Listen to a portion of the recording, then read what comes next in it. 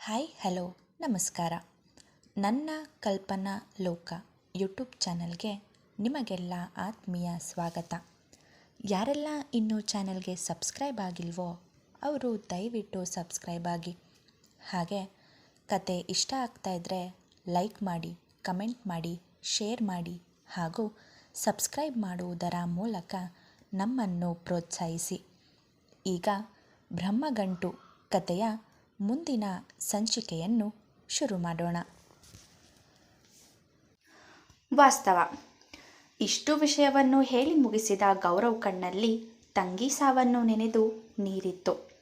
ಮುಂದೆ ಮಾತಾಡಲು ಆಗದ ರೀತಿ ಅವನ ಗಂಟಲು ಕಟ್ಟಿದರೆ ಅವನ ಕೈ ಮೇಲೆ ತನ್ನ ಕೈ ಇಟ್ಟನು ಮೃತ್ಯು ಅವನನ್ನು ಸಮಾಧಾನ ಮಾಡುವ ರೀತಿ. ನಿಮ್ಮ ತಂಗಿಗೆ ಏನಾಯಿತು ಗೌರವ್? ಅವರು ಹೇಗೆ ಸತ್ರು? ಅಷ್ಟಕ್ಕೂ ಇದಕ್ಕೆ ಅದೀರಾ ಹೇಗೆ ಕಾರಣ ಆಗ್ತಾಳೆ? ನೀವೆಲ್ಲ ಅಲ್ಲಿಗೆ ಹೋದಾಗ ಏನಾಯಿತು ಹೇಳೋಕ್ಕಾಗುತ್ತಾ ಎಂದು ತಲೆಯಲ್ಲಿ ಇದ್ದ ಪ್ರಶ್ನೆಗಳನ್ನು ಕೇಳಿದ ಮೃತ್ಯು. ಆವತ್ತು ನಾವು 4 ಜನ ವರ್ಷಗಳ ನಂತರ ಒಟ್ಟಿಗೆ ಸೇರಿದ ಖುಷಿಯಲ್ಲಿ ನೀರಿಗಿಳಿದು ಮೈ ಮರೆತು ಎಂಜಾಯ್ ಮಾಡ್ತಾಯಿದ್ದೋ. ನಮ್ಮ ಜೊತೆ ಶ್ರಾವ್ಯ ಕೂಡ ಇದ್ಲು. 5 ಜನ ಕೂಡ ಆಟ ಆಡುವಾಗ ಶ್ರಾವ್ಯ ಅದು ಹೇಗಲ್ಲಿಂದ ಕಾಣೆಯಾದ್ಲು ಅನ್ನೋದು ನಮ್ಗೆ ಯಾರಿಗೂ ಗೊತ್ತಾಗಲಿಲ್ಲ. ಸ್ವಲ್ಪ ಹೊತ್ತಾದಮೇಲೆ ರಿಯಲೈಸ್ ಆಗಿ ಎಲ್ಲ ಕಡೆ ಅವಳನ್ನು ಹುಡ್ಕೋಕೆ ಶುರು ಮಾಡ್ದೋ. ಆಗಲೇ ಅವಳು ಧ್ರುವನ್ ಕೈಗೆ ಸಿಕ್ಕಾಕೊಂಡಿದ್ದಾಳೆ ಅನ್ನೋದು ಗೊತ್ತಾಗಿದ್ದು. ನಾವೆಲ್ಲ ಅವಳನ್ನು ಬಿಡುವಂತೆ ತುಂಬ ರಿಕ್ವೆಸ್ಟ್ ಮಾಡಿಕೊಂಡು, ಆದರೆ ಅವನಿಗೆ ಅದೀರಾ ಒಬ್ಬಳೇ ಬೇಕಾಗಿದ್ದಿದ್ದು. ಅದೀರಾ ಅವನು ಹೇಳಿದಾಗ ಕೇಳಿದ್ರೆ ಮಾತ್ರ ಶ್ರಾವ್ಯನ ಬಿಡ್ತೀನಿ ಅಂತ ಕಂಡೀಷನ್ ಇಟ್ಟ. ಅವನ ಮೇಲೆ ಬೆಟ್ಟದಷ್ಟು ಕೋಪ ಇದ್ದರೂ ಕೂಡ ಅದೀರಾ ಅವನ ಮಾತು ಕೇಳೋಕೆ ಸಿದ್ಧವಾದ್ಲು. ಧ್ರುವನ್, ನೀನೇನು ಹೇಳಿದ್ರು ನಾನು ಕೇಳ್ತೀನಿ, ಆದರೆ ಅವಳಿಗೆ ಏನೂ ಮಾಡಬೇಡ ಎಂದು ಅವನ ಹತ್ರ ಕೇಳ್ಕೊಂಡ್ಳು. ಸರಿ, ಇವಳಿಗೆ ಏನೂ ಮಾಡಿದ ರೀತಿ ಬಿಟ್ಬಿಡ್ತೀನಿ, ಆದರೆ ನೀನನ್ನು ಮದುವೆ ಆಗಬೇಕು ಅನ್ನೋ ಕಂಡೀಷನ್ ಇಟ್ಟ. ಅದನ್ನು ಕೇಳಿ ಸಹಜವಾಗಿ ನಮ್ಮೆಲ್ಲರಿಗೂ ಕೋಪ ಬಂದಿತ್ತು. ಅದು ಯಾವುದೇ ಕಾರಣಕ್ಕೂ ಸಾಧ್ಯ ಇಲ್ಲ ಅಂತ ಅವನ ಜೊತೆ ಜಗಳಕ್ಕೆ ನಿಂತೋ. ಸರಿ, ನನ್ನ ಮದುವೆ ಆಗೋಕೆ ಇಷ್ಟ ಇಲ್ಲ ಅಂದರೆ ಪರವಾಗಿಲ್ಲ, ಅಟ್ಲೀಸ್ಟ್ ನನ್ನ ಜೊತೆ ಒಂದು ರಾತ್ರಿ ಮಲಗಬೇಕು ಎನ್ನುವ ಮತ್ತೊಂದು ಕಂಡೀಷನ್ ಇಟ್ಟಾಗ ಅಣ್ಣನಾದ ಆದಿಗೆ, ತಮ್ಮನಾದ ನನಗೆ ಇಬ್ಬರಿಗೂ ಅವನನ್ನು ಅಲ್ಲೇ ಸಿಗ್ದಾಕೋಷ್ಟು ಕೋಪ ಬಂದಿತ್ತು. ನಂತರ ಅವನ ಒಂದಿಬ್ಬರು ಸ್ನೇಹಿತರ ಜೊತೆಗೆ ನಾವೆಲ್ಲ ಹೊಡೆದಾಟಕ್ಕೆ ನಿಂತಿದ್ದೋ. ಆ ಗಲಾಟೆಯಲ್ಲಿ ಅದೀರಾ ಮೇಲೆ ಇರುವ ಕೋಪನ ನನ್ನ ತಂಗಿ ಮೇಲೆ ತೋರಿಸ್ತಾ ಧ್ರುವನ್ ಹರಿತವಾದ ಚಾಕುನಿಂದ ಚುಚ್ಚಿ ನನ್ನ ತಂಗಿನ ಕೊಲೆ ಮಾಡ್ದ. ಅದೀರಾ, ಇವತ್ತಿನ ಶ್ರಾವ್ಯ ಸಾವಿಗೆ ನೇರ ಹೊಣೆ ನೀನೆ. ಇದು ಬರೀ ಸ್ಯಾಂಪಲ್ ಅಷ್ಟೆ.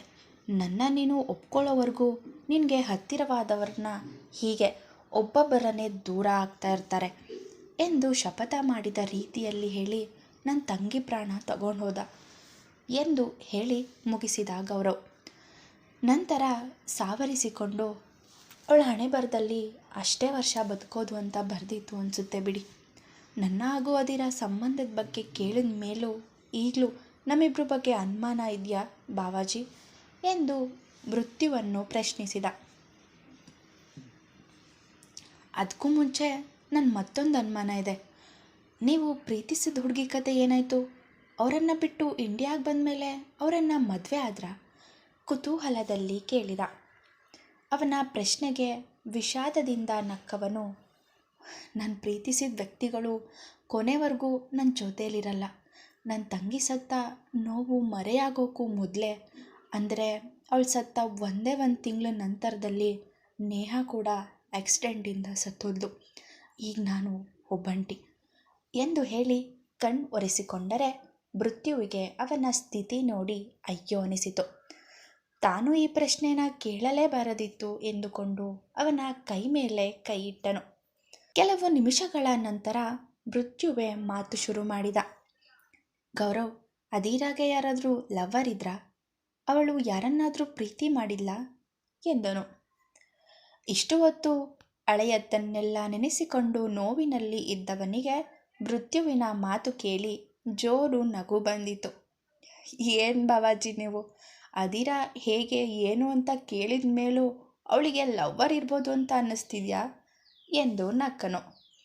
ಆದರೆ ಮೃತ್ಯುವಿನ ಮುಖ ಗಂಭೀರವಾಗಿಯೇ ಇರುವುದನ್ನು ನೋಡಿ ತನ್ನ ನಗು ನಿಲ್ಲಿಸಿದವನು, ಈಗ್ಯಾಕೆ ಈ ಪ್ರಶ್ನೆ ಕೇಳಿದ್ ನೀವು ಎಂದಾಗ, ನಾನು ಹೀಗೆ ಹೇಳೋದು ಸರಿನೋ ತಪ್ಪೋ ಅನ್ನೋದು ನನಗೆ ಗೊತ್ತಿಲ್ಲ.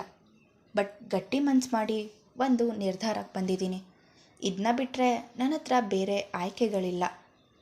ಅವನ ಮಾತು ಒಂದು ಚೂರು ಗೌರವ ತಲೆಗೆ ಹೋಗಲೇ ಇಲ್ಲ. ನಿಮ್ಮ ಮಾತಿನ ಅರ್ಥ ಏನು? ಯಾವುದ್ರ ಬಗ್ಗೆ ಮಾತಾಡ್ತಾ ಇದ್ದೀರಾ?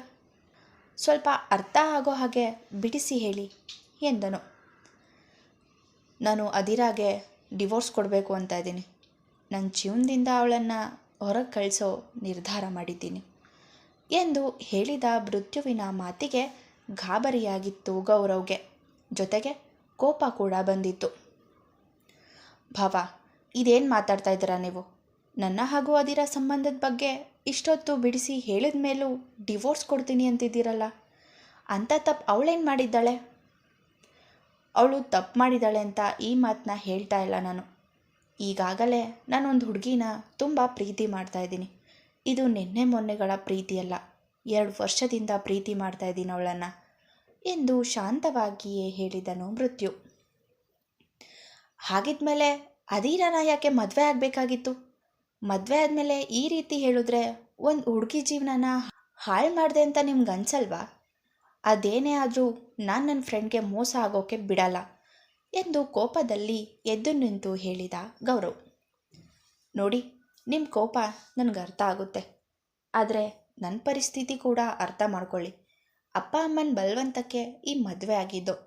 ನನ್ನ ಪ್ರೀತಿ ಮಾಡೋ ಹುಡುಗಿ ಯಾರು, ಏನು, ಅವಳೆಲ್ಲಿದ್ದಾಳೆ ಅನ್ನೋದು ಮೊದಲೇ ಗೊತ್ತಿದ್ದರೆ ಖಂಡಿತವಾಗಿಯೂ ನಾನು ಈ ಮದುವೆ ಆಗ್ತಾನೇ ಇರಲಿಲ್ಲ. ಅಪ್ಪ ಅಮ್ಮನನ್ನು ಒಪ್ಪಿಸಿ ಅವಳನ್ನೇ ಮದುವೆ ಮಾಡ್ಕೋತಾ ಇದ್ದೆ. ಬಟ್ ಆ ಹುಡುಗಿನ ಈಗಲೂ ಕೂಡ ಹುಡುಕ್ತಾ ಇದ್ದೀನಿ. ಇದೇ ಕಾರಣದಿಂದ ಅದಿರ ಮದುವೆ ಮುಂಚೆ ಯಾರನ್ನಾದರೂ ಪ್ರೀತಿ ಮಾಡಿದರೆ ಅವ್ರ ಜೊತೆಯೇ ಅವಳು ಮದುವೆ ಆಗಿ ಚೆನ್ನಾಗಿರಲಿ ಅಂತ ಕೇಳ್ತಾ ಇರೋದು. ಏನು ತಮಾಷೆ ಮಾಡ್ತಾ ಇದ್ದೀರಾ? ಮುಖ ನೋಡದೆ ಅವ್ರು ಯಾರು ಏನು ಅನ್ನೋದು ಗೊತ್ತಿಲ್ಲದೆ ಪ್ರೀತಿ ಆಗೋಕ್ಕೆ ಹೇಗೆ ಸಾಧ್ಯ? ನೋಡಿ, ನಾನು ಇಷ್ಟೆಲ್ಲ ಹೇಳಿದ ಮೇಲೂ ನಿಮಗೆ ನನ್ನ ಅದಿರ ಸಂಬಂಧದ ಬಗ್ಗೆ ನಂಬಿಕೆ ಬರಲಿಲ್ಲ ಅಂದರೆ ನೇರವಾಗಿ ಹೇಳಿಬಿಡಿ. ನನಗೆ ಅವಳಿಗಿಂತ ಅವಳ ಜೀವನಕ್ಕಿಂತ ಯಾವುದು ಮುಖ್ಯ ಅಲ್ಲ. ಈ ಒಂದು ಕಾರಣಕ್ಕೆ ಅವಳನ್ನು ದೂರ ಮಾಡೋದೇ ಆದರೆ ನಾನೇ ಅವಳಿಂದ ಶಾಶ್ವತವಾಗಿ ದೂರ ಆಗಿಬಿಡ್ತೀನಿ. ಹಾಗಾದರೂ ಅವಳನ್ನು ಹೆಂಡತಿ ಅಂತ ಒಪ್ಕೊಂಡು ಚೆನ್ನಾಗಿರಿ ಎಂದು ಕೊನೆಯಲ್ಲಿ ಭಾವುಕನಾಗಿ ನುಡಿದನು ಗೌರವ್. ನೋಡಿ, ನನ್ನ ಮಾತನ್ನು ನೀವು ತಪ್ಪಾಗಿ ಅರ್ಥ ಮಾಡ್ಕೋತಾ ಇದ್ದೀರಾ. ನಿಮ್ಮ ಮೇಲಾಗಲಿ ಅದಿರ ಮೇಲಾಗಲಿ ನಿಮ್ಮ ಸ್ನೇಹದ ಬಗ್ಗೆ ಆಗಲಿ ನನಗೆ ಯಾವ ಅನುಮಾನ ಕೂಡ ಇಲ್ಲ. ಆದರೆ ಮುಖ ನೋಡದೆ ಒಂದು ಹುಡುಗಿಯನ್ನು ಪ್ರೀತಿ ಮಾಡ್ತಾ ಇರೋದು ನಿಜ. ಅವಳ ನಿಜವಾದ ಹೆಸರು ನಂಗೆ ಗೊತ್ತಿಲ್ಲ. ಬಟ್ ಮಿಂಚು ಅಂತ ಎಲ್ಲರೂ ಕರೀತಾರೆ ಅವಳನ್ನು. ಎಲ್ರಿಗೂ ಸಹಾಯ ಮಾಡೋ ಅವಳ ಗುಣ ನೋಡಿ ಪ್ರೀತಿ ಮಾಡ್ತಾ ಇರೋದು ಅವಳನ್ನು ಎಂದು ಗೌರವ್ಗೆ ವಿವರಿಸಲು ಮುಂದಾದನು ಮೃತ್ಯು. ಆದರೆ ಮಿಂಚು ಅನ್ನೋ ಹೆಸರು ಕೇಳಿದ ಗೌರವ್ ನಿಟ್ಟುಸಿರು ಬಿಟ್ಟು ಸೋಫಾದ ಮೇಲೆ ದೊಪ್ಪೆಂದು ಕುಳಿತನು. ಇಷ್ಟು ಹೊತ್ತು ಇದ್ದ ಕೋಪ, ಟೆನ್ಷನ್ ಎಲ್ಲ ದೂರವಾಗಿ ನೆಮ್ಮದಿಯಾಗಿ ಉಸಿರಾಡತೊಡಗಿದ. ಅಷ್ಟರಲ್ಲೇ ಮನೆಯ ಹೊರಗಿನಿಂದ ಒಳಗೆ ಬಂದಾಕೆ ಶಬಾಷ್ ಎಂದಿದ್ದಳು. ಹೆಣ್ಣಿನ ಧ್ವನಿ ಬಂದ ಕಡೆ ತಿರುಗಿ ನೋಡಿದರು ಇಬ್ಬರು. ಅಲ್ಲಿ ಅಮ್ಮು ಕೋಪದಲ್ಲಿ ಮೃತ್ಯುವನ್ನೇ ನೋಡುತ್ತಾ ನಿಂತಿದ್ದಳು. ಮಧ್ಯ ರೋಡಿನಲ್ಲಿ ಗೌರವ್ ಸಿಕ್ಕ ಕಾರಣ ಅವಳನ್ನು ಪಿಕ್ ಮಾಡಲು ಏರ್ಪೋರ್ಟ್ಗೆ ಹೋಗಲು ಆಗಲಿಲ್ಲ ಮೃತ್ಯುಗೆ. ಹಾಗಾಗಿ ಯಾವುದಾದರೂ ಟ್ಯಾಕ್ಸಿ ಮಾಡಿಕೊಂಡು ತಾನಿರುವ ಲೊಕೇಶನ್ಗೆ ಬಂದು ಬಿಡು ಎಂದು ಮೆಸೇಜ್ ಮಾಡಿದ್ದ ಕಾರಣ ನೇರವಾಗಿ ಗೌರವ್ ಮನೆಗೇನೆ ಬಂದಿದ್ದಳು ಅಮ್ಮು. ಮನೆಯ ಹೊರಗಿನಿಂದಲೇ ಮೃತ್ಯುವಿನ ಮಾತು ಕೇಳಿಸಿಕೊಂಡದರಿಂದ ಬುಸುಗುಡುತ್ತಾ ಅವನನ್ನೇ ಕೊಲ್ಲುವ ಹಾಗೆ ನೋಡುತ್ತಾ ನಿಂತಿದ್ದಳು. ಅಮ್ಮು, ಯಾವಾಗ ಬಂದೆ ಎಂದು ನಗುತ್ತಲೇ ಕೇಳಿದ ಮೃತ್ಯು. ಆದರೆ ಗೌರವ್ಗೆ ಅವಳು ಯಾರು ಅನ್ನೋದು ತಿಳಿಯದೆ ಸುಮ್ಮನೆ ನೋಡುತ್ತಿದ್ದ. ನನ್ನ ವಿಷಯ ಹಾಗಿರಲಿ, ಮೊದಲು ನಿನ್ನ ಸಮಸ್ಯೆ ಏನು ಅನ್ನೋದನ್ನು ಹೇಳೋ. ಹೆಂಡತಿಯನ್ನೇ ಇನ್ನೊಬ್ಬನಿಗೆ ಬಿಟ್ಕೊಡೋ ಮಾತಾಡ್ತಾ ಇದ್ದೀಯಲ್ಲ, ನಾಚಿಕೆ ಆಗಲ್ವ ನಿನಗೆ? ಗೊತ್ತಿಲ್ಲದೇನೋ ನೀನು ಬಯಸ್ತಾ ಇದ್ದ ಹುಡುಗಿಯನ್ನೇ ಆ ದೇವರು ಹೆಂಡತಿಯಾಗಿ ಕೊಟ್ಟಿದ್ದಾನೆ. ಹೀಗಿರುವಾಗ ಅವಳನ್ನು ಜೋಪಾನವಾಗಿ ನೋಡ್ಕೊಳ್ಳೋದು ಬಿಟ್ಟು ದೊಡ್ಡ ತ್ಯಾಗಮಯ್ಯ ಆಗೋಕ್ಕೆ ಹೊಟ್ಟಿದ್ದೀಯಲ್ಲ. ಎಂದು ಕೋಪದಲ್ಲಿಯೇ ಕೇಳಿದಳು. ಅವಳ ಒಗಟು ಮಾತುಗಳು ಮೃತ್ಯುಂಜಯನಿಗೆ ಅರ್ಥ ಆಗಲಿಲ್ಲ. ಕಣ್ಣು ಸಣ್ಣದು ಮಾಡಿ ಅವಳನ್ನೇ ನೋಡುತ್ತಾ ನಿಲ್ಲುತ್ತಾನೆ. ಏನು ನನ್ನ ಮುಖ ಹಾಗೆ ನೋಡ್ತಾ ಇದೆಯಲ್ಲ, ನಾನು ಹೇಳಿದ್ದು ಅರ್ಥ ಆಗಲಿಲ್ವಾ? ನೀನು 2 ವರ್ಷದಿಂದ ಪ್ರೀತಿ ಮಾಡ್ತಾ ಇದ್ದ ಹುಡುಗಿ ಬೇರೆ ಯಾರೂ ಅಲ್ಲ, ಅದು ಅದೀರಾನೇ. ನಿನ್ನ ಮಿಂಚುನೇ ನಿನ್ನ ಹೆಂಡತಿಯಾಗಿ ಸಿಕ್ಕಿದ್ದಾಳೆ. ಅದೀರಾ ಮಿಂಚು ಇಬ್ಬರು ಒಬ್ಬರೇ ಎಂದು ಎಲ್ಲ ಸತ್ಯವನ್ನು ಹೇಳಿದರೆ ಶಾಕ್ನಲ್ಲಿ ನಿಂತಲ್ಲೇ ನಿಂತು ಬಿಟ್ಟ ಮೃತ್ಯು. ಅದೀರಾನೇ ಮಿಂಚು ಅನ್ನೋದನ್ನು ಅವನಿಂದ ನಂಬಲು ಆಗುತ್ತಿರಲಿಲ್ಲ. ಅಮ್ಮೋ, ತಮಾಷೆ ಮಾಡಬೇಡ, ಇದು ತಮಾಷೆ ಮಾಡೋ ವಿಷಯ ಅಲ್ಲ. ಅದೀರಾ ಮಿಂಚು ಆಗೋಕ್ಕೆ ಹೇಗೆ ಸಾಧ್ಯ ಎಂದು ಡವಗುಡುತ್ತಿದ್ದ ಎದೆಯನ್ನು ಸಂಭಾಳಿಸಿಕೊಂಡು ಕೇಳಿದ. ಇದು ತಮಾಷೆ ಮಾಡೋ ವಿಷಯ ಅಲ್ಲ ಅನ್ನೋದು ನನಗೂ ಗೊತ್ತು, ನಾನು ಇರೋ ವಿಷಯನೇ ಹೇಳ್ತಾ ಇರೋದು ಎಂದಳು. ಆಗಲೂ ಅವಳ ಮೇಲೆ ನಂಬಿಕೆ ಬರದೆ ಕೂಡಲೇ ಗೌರವ್ ಕಡೆ ತಿರುಗಿದವನು ಅವನ ಹತ್ತಿರಕ್ಕೆ ಓಡಿ ಬಂದು, ಗೌರವ್, ನೀವು ಹೇಳಿ, ನೀವು ಅದೀರಾ ಫ್ರೆಂಡ್ ಅಲ್ವಾ?